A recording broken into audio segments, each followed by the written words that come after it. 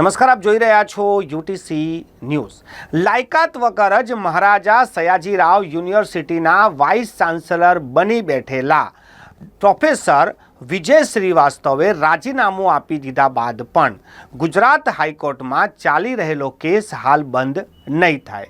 Chief justice Sunita અગ્રવાલે આજે સુનાવણી દરમિયાન જે વકીલ છે પ્રોફેસર વિજય શ્રીવાસ્તવના તેમની પાસેથી લેખિતમાં બાહેધરી માંગી છે।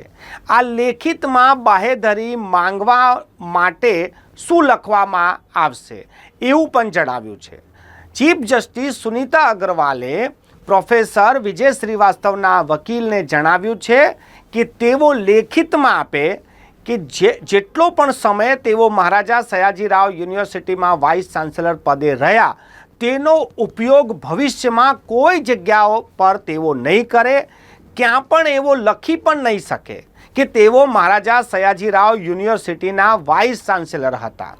ચીફ જસ્ટિસે સ્પષ્ટ કરી દીધું કે જો ભલે આજે તેમને રાજીનામું આપ્યું છે પરંતુ ભવિષ્યમાં કોઈ બીજી સંસ્થામાં જ્યારે તેઓ બાયોડેટા બનાવે એમાં કોઈ પણ જગ્યાએ આ શબ્દનો ઉપયોગ નહીં કરી શકે કે તેઓ મહારાજા સયાજીરાવ યુનિવર્સિટીના વાઇસ ચાન્સેલર હતા। એટલે હાઈકોર્ટે સ્પષ્ટ કરી દીધું છે કે જેટલો પણ સમય તેઓ રહ્યા તેઓ ગેરલાયક છે। આ તમામ વસ્તુ તેમના જીવનકાળમાંથી એમને ડિલીટ મારવી પડશે।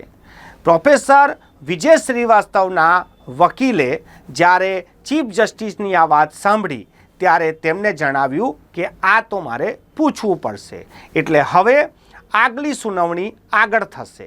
પરંતુ જે પ્રોફેસર વિજય શ્રીવાસ્તવ ઈચ્છતા હતા કે રાજીનામું આપી દેવાથી આ વાત બંધ થઈ જશે, આ બંધ નહીં થાય। ઉલટાની તેમની મુસીબતમાં હવે વધારો થઈ ગયો છે।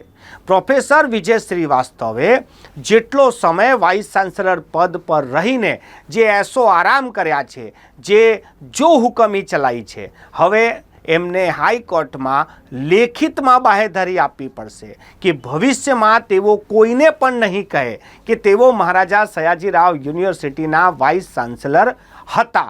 આ વાત તેમના જહનમાંથી તેમને કાઢી નાખવી પડશે।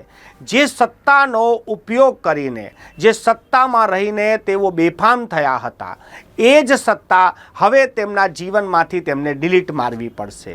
આ મામલે હાઈકોર્ટ શું ચુકાદો આપશે તેનો તો ઇંતજાર રહેશે। પરંતુ આજની સુનાવણીમાં જે રીતે ચીફ જસ્ટિસ સુનીતા અગ્રવાલે પ્રોફેસર કર્નલ વિજય શ્રીવાસ્તવના વકીલને જે લેખિતમાં માંગ્યું છે, આ ખૂબ જ ચોંકાવનારું છે। આજે જે રીતે આ સુનાવણી થઈ હતી ત્યારે હાલ જે પ્રોફેસરની નિમણૂક કરવામાં આવી છે વાઇસ ચાન્સેલર તરીકે ધનેશ પટેલ, તેમની નિમણૂક પર પણ સવાલ ઊભા કર્યા હતા। પરંતુ ચીફ જસ્ટિસ સુનીતા અગ્રવાલે આ મામલામાં અલગથી પિટિશન કરવામાં આવે, આ જ કેસમાં આની સુનાવણી નહીં કરવામાં આવે તેવું પણ જણાવ્યું હતું। આજે મહારાજા સયાજીરાવ યુનિવર્સિટીના વાઇસ ચાન્સેલર પદે જે નિમણૂક થયા છે ધનેશ પટેલ, તેમને ચાર્જ સંભાળી લીધો છે। પરંતુ આજે જ્યારે તેઓ ચાર્જ સંભાળવા ગયા ત્યારે પણ વિજય શ્રીવાસ્તવનું જે કિચન કેબિનેટ હતું, જેમાં રજિસ્ટ્રાર પણ સામેલ છે, તેઓ તેમને પુષ્પગુચ્છ આપવા કે તેમના સ્વાગત માટે પણ ના ગયા। એટલે મહારાજા સયાજીરાવ યુનિવર્સિટીમાં વાઇસ ચાન્સેલરનો જે વિવાદ છે તે આજે પણ અવિરત ચાલતો જ રહ્યો।